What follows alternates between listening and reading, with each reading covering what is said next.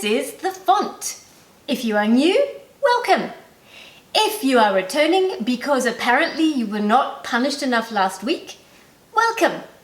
Noah, who is the soaring American eagle of American BookTube from Everyone Who Reads It Must Converse, tagged me in what is a very posh and cerebral tag.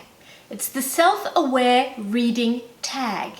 You may have formed the opinion that I am an unclassy broad from my last video. Now, while actually that is a true and accurate appraisal of me, even I can form a well-reasoned opinion in much the same way a monkey can make some pretty nice pictures with a crayon.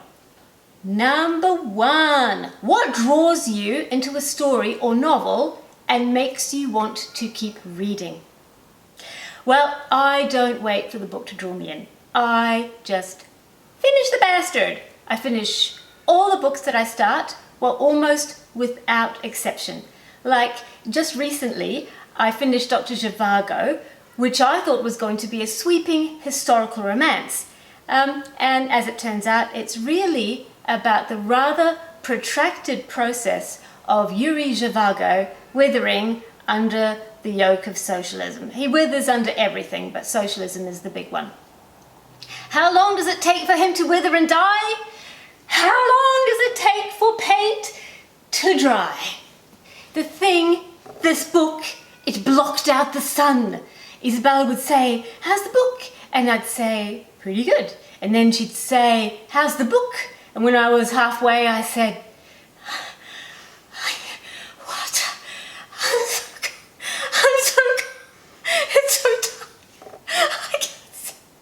By the end, all I could do was, I could just make this like tiny little whimpering sound. Isabella, how did I whimper? I went, meep, meep, meep. But I finished it. At no point was I invested. What is a convention or trope that will immediately turn you off your experience of reading a story? Romance. Syrupy, nasty, obvious, cliched, stupid, predictable, schmaltzy romance.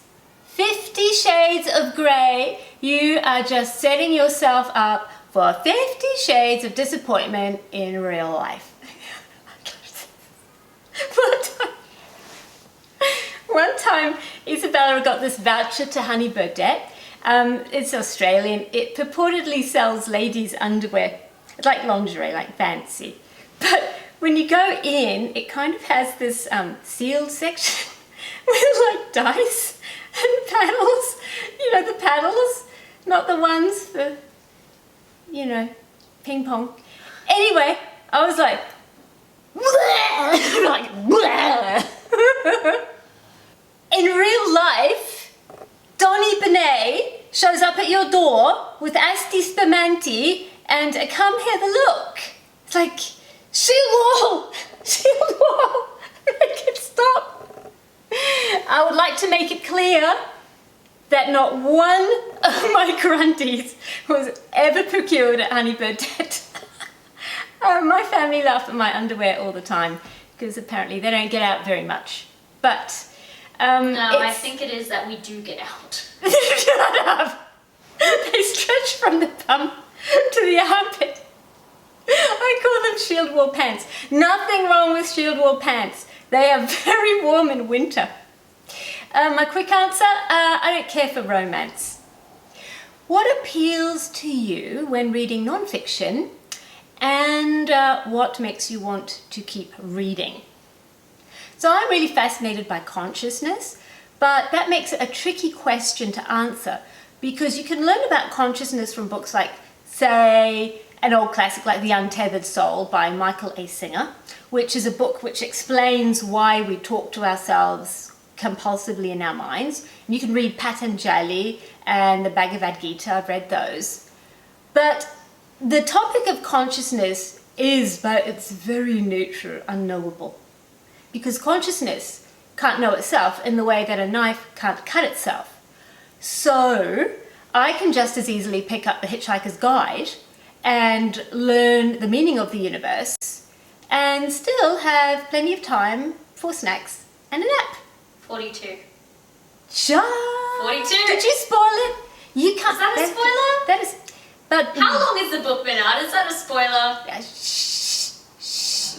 Oh, it's a spoiler. What is a convention or trope in nonfiction that will turn you off the experience of reading?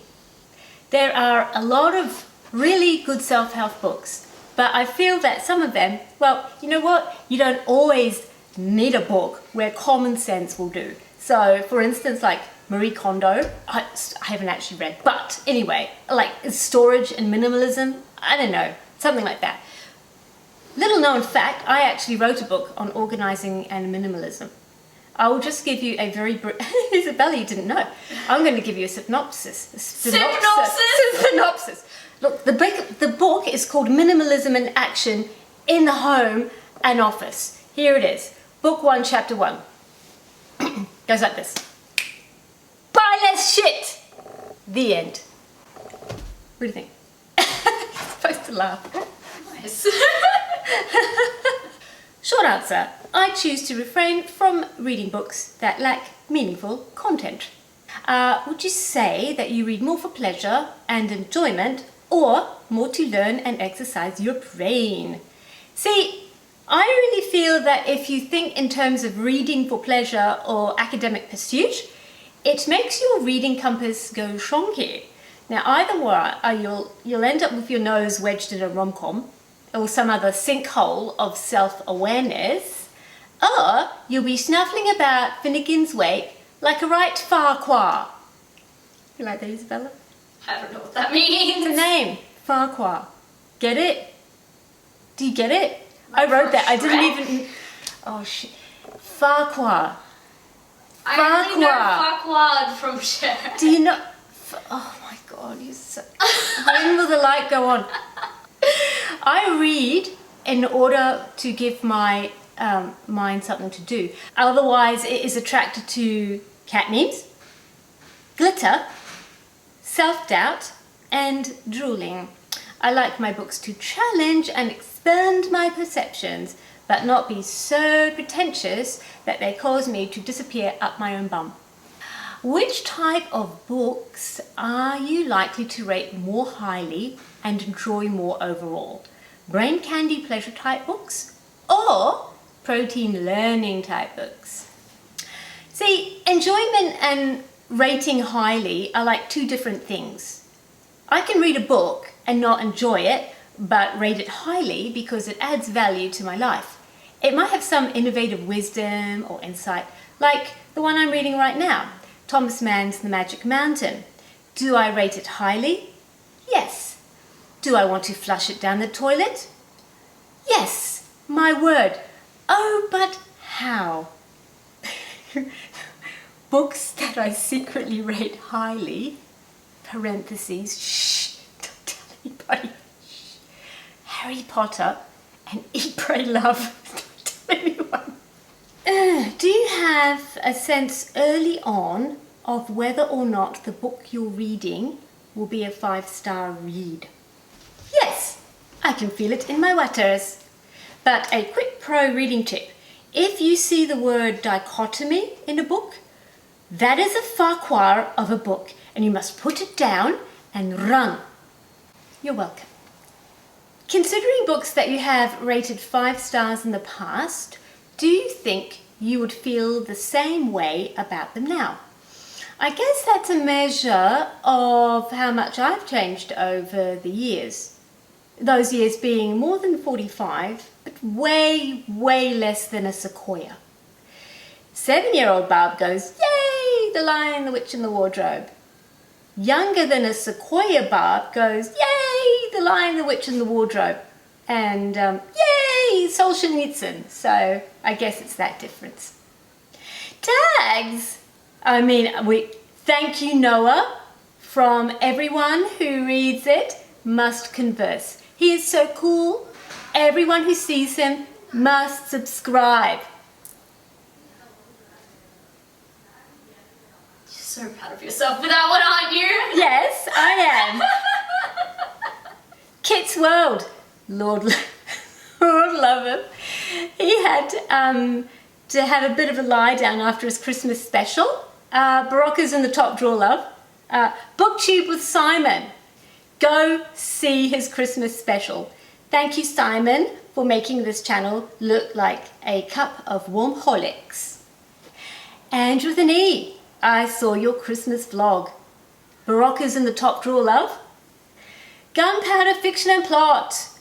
So that you can know stuff about things. They have the answers. Amrita by the book. She knows heaps of stuff about things. Subscribe to her. See you, thank you, and why not flirt with the idea of subscribing? Bye!